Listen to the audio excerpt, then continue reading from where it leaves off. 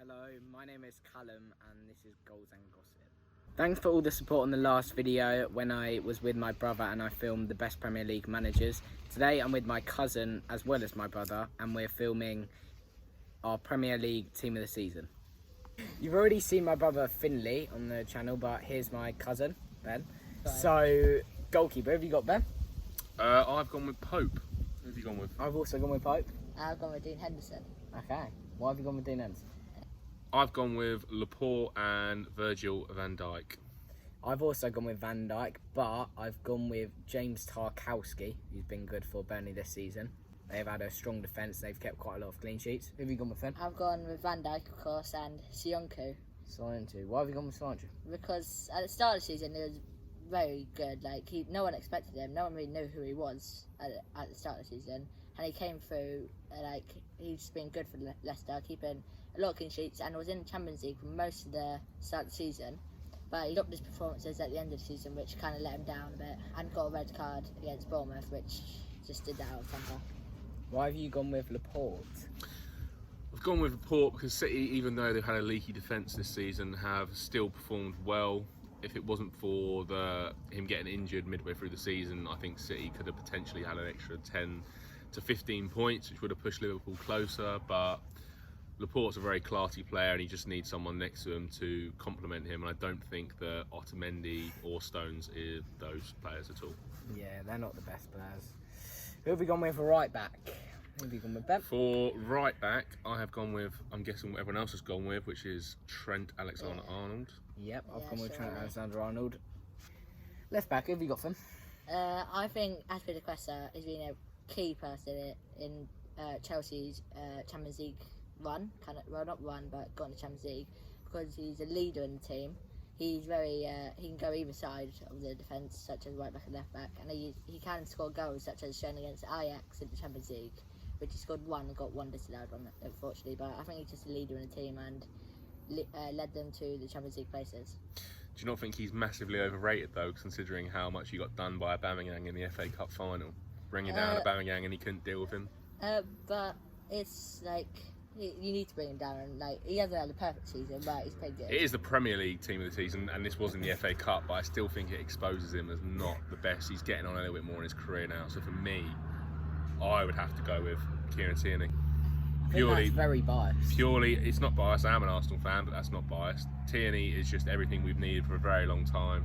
Old school left back who can also play in a back three, or he can play out wide, gets assists, started to score some goals. I think he's going to be a very big player next season, and I think he's performed better than anyone else. But I also think the injury kind of affected him halfway through the season. 100%, but then you got to talk about how you come back from that. So I've also chose Laporte, who also had an injury for part of the season, but I don't think that's a reflection on them, because you can't control being injured. All you can do is come back stronger from it. Both those players did.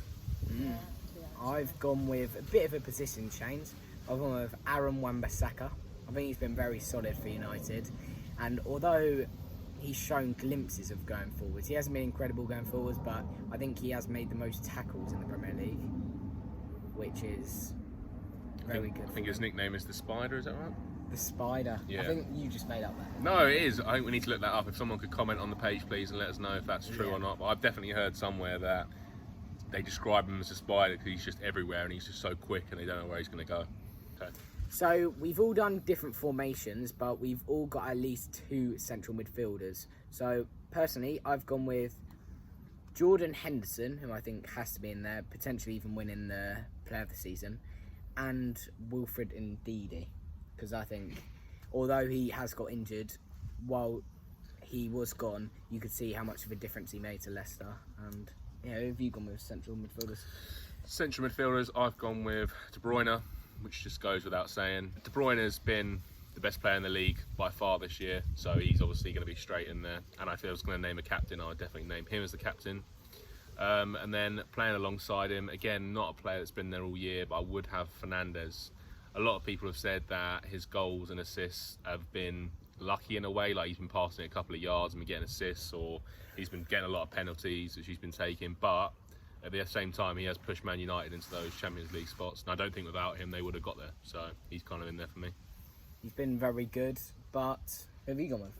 I've gone with Henderson, of course, because he's just led Liverpool to the title, being a great influence on the the youngsters coming up through the ranks. And I've also gone with Fernandinho because when they need someone to step up, like maybe play centre back halfway through the season, such as when Laporte got injured, he's always there. Like even though he's 35, he's still going strong. He's not scoring goals or contributing assists or goals to the team, but he's still contributing a very solid midfielder and a very solid defender when he needs to be. He does go under the radar because he doesn't get any goals or assists, but he's a very solid and versatile player. The other midfielder for me, it was inevitable that he was going to be in there, Kevin De Bruyne. I think he should personally win the Player of the Year. I mean, his goals against Norwich on the final day were incredible, and Ben, you had him in there as well. But who's your other central midfielder? My other one's a bit of a sneaky one. He's not really technically a centre midfielder, but I couldn't really leave him out, which pains me to say, is Son. Okay, why have you gone with Son? He won goal of the season for his dribble when he literally got it on the edge of his box. Dribbled past 4 players and then scored. Who was that again? Burnley against Pope. But yeah, I think he's just all round. He's just a solid player. He's always fit and always comes up with a goal or an assist. Not really a centre mid, but I think he could also play there. So he has to be in my team. He is also very good. I've gone with different formation with 4-2-2, but my two cams are Kevin De Bruyne because I feel like you can't leave him out of the team. He's been such a good player for Man City, bringing in loads of assists, nearly getting the most assists ever in the Premier League season. And he's just been so good, nearly scoring goal of the season with the one against Newcastle where he hit it half volley. That was such a good strike, and I feel like he just needs to be in this team.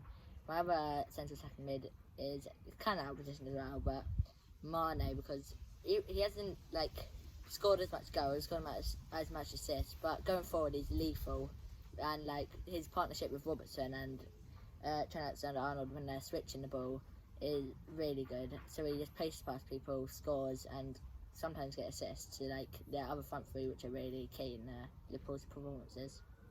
So my two wingers are Riyad Mahrez, who I think has been very underrated this season, and Heung-min Son.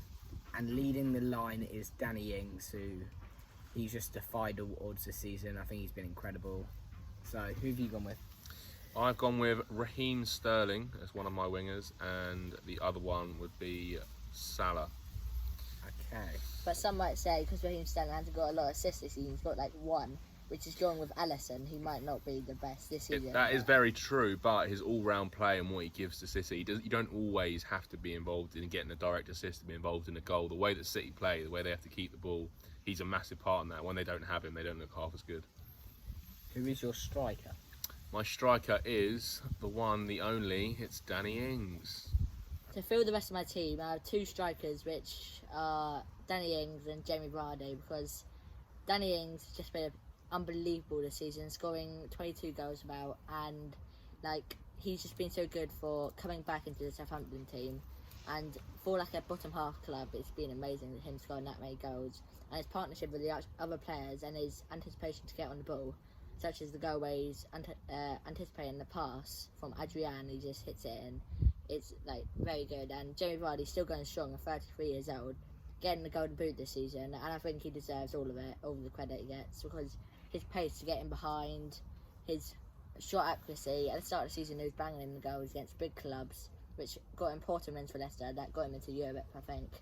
So I just think he's been a star player for them and deserves all the credit he gets. I agree with that. Ben, name your subs now. So my subs would be Mane, Traore, Vardy, Henderson, Doherty, and of course Aubameyang. My subs would be Henderson, Rice, Soyuncu, Aubameyang, Mane and Doherty. My bench will probably be Pepe. I know I'm joking, I'm not Pepe. He's super bad.